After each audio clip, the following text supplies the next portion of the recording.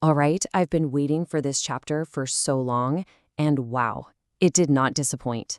This is it. This is the one where everything, and I mean everything, changes. We're talking massive revelations, a completely heartbreaking twist, and a whole new quest gets set up. Okay, let's just dive right in. So what we're doing today is a full beat-for-beat summary of Chapter 114, which is called Assist Home. And you guys, this chapter is a total game changer. Why? Because it finally reveals the truth about what's been going on with Jock's grandfather. And it just sends the whole story spinning in a completely new, unexpected direction.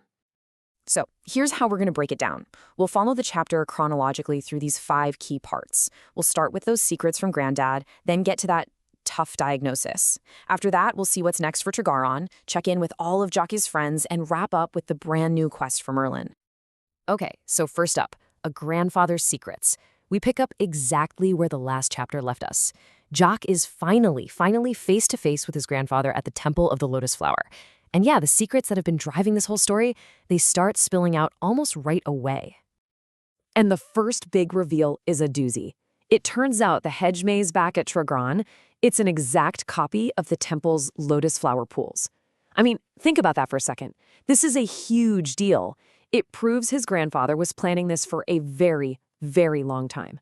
It's really the first concrete clue we get that Jock's path wasn't just some accident. No, it was a map, carefully laid out to connect his home to, well, to here. So Jock, he calls him out on his famous atheism.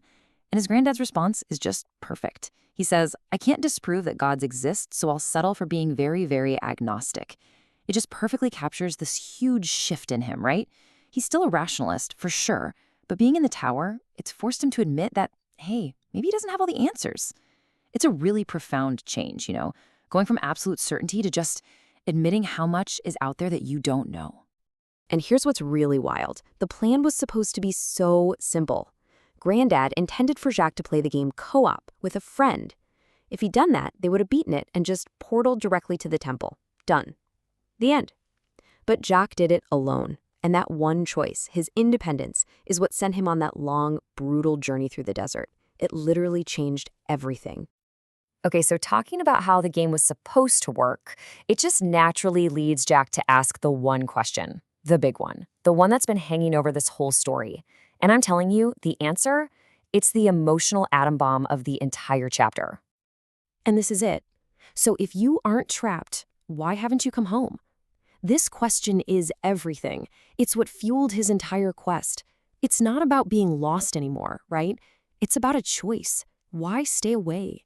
And the answer, oh man, because I wanted to see you again before I died. It's just utterly devastating. He wasn't trapped, he wasn't lost. He stayed away because he was dying. This whole insane reality-bending game was just his last desperate shot to see his grandson one last time. And the stakes are just, they couldn't be higher. He has a brain tumor, and this timeline lays it out so starkly.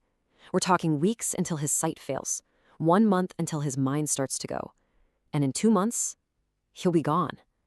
It just completely reframes everything, doesn't it? This was never an adventure. It was a race against the clock. So what was the point of all this then? Well, his whole crazy plan was basically a gamble on the afterlife. Deep down, he's 99% sure that when your brain dies, that's it, lights out. But there's that 1% chance, and for that tiny chance, he's putting his chips on reincarnation.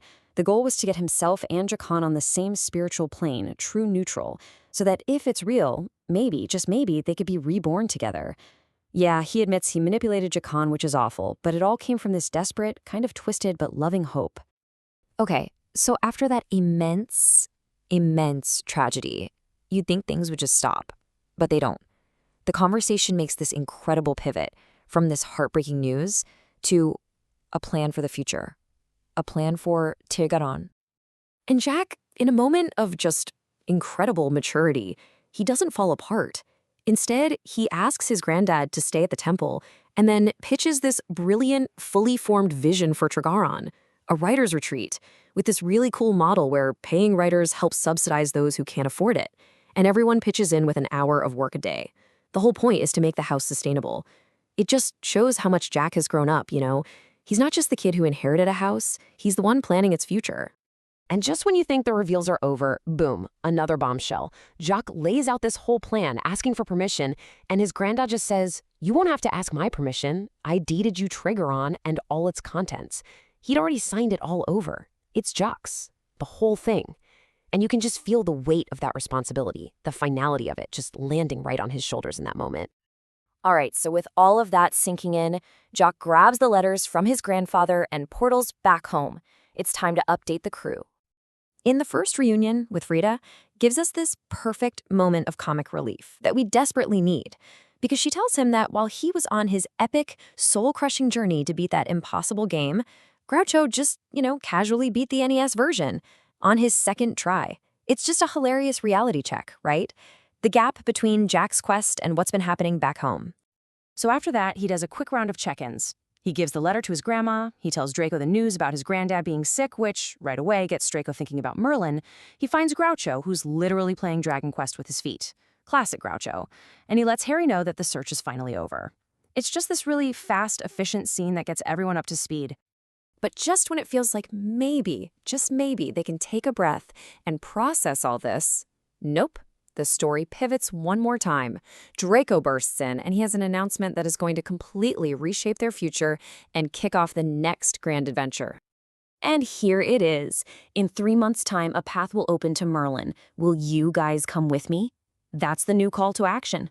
With one clock ticking down for his grandfather, a new one just started. A pass to the legendary wizard Merlin is opening up. And Draco isn't just asking for help. He's recruiting for a quest. And this is not going to be easy. There are some serious rules for this quest. It requires a system reset, which means the tower they thought they knew, it's going to be fundamentally different. All the lower floors will be changed. It's a whole new game, with way higher stakes and a 3-month ticking clock that lines up, pretty ominously, with the 2 months his grandfather has left. So how does the team react? They are instantly 100% all in. But before they can get down to the grim business of planning, Nyx decides it's time for a detour. She cashes in a promise and, poof, takes Jock and Frida to Walt Disney World. For a much-needed and probably very chaotic break. And that is where this absolutely incredible chapter leaves us, with this final quote basically setting up the next book. Tregaron, the search for the damn wizard, begins in 3 months. I mean, what a roller coaster. We went from family secrets to mortality to a brand new destiny. The search for our grandfather is over. And now, seamlessly, it's become a quest for a wizard. It's the perfect hook, and I, for one, cannot wait to see what happens next.